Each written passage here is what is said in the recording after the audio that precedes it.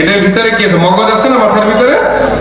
এই মগজটা যদি বানাইতে পারবে না বিজ্ঞানীরা, ডাক্তাররা বানাইতে পারবে না। যদি বানাইতে পারতো তাহলে কত টাকা লাগতো, এটা ক্যালকুলেশন করে একটা আনুমানিক মূল্য নির্ধারণ করে বলছে একটা মগজ বানাইতে প্রায় 5,000 কোটি টাকা লাগতো।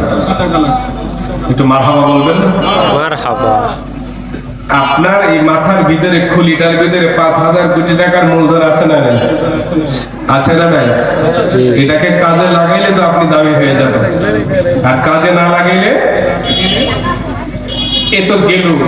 ভিতরে এখানে আছে না, এখানে আছে না, ভিতরে যেটা আছে এটার দাম কত?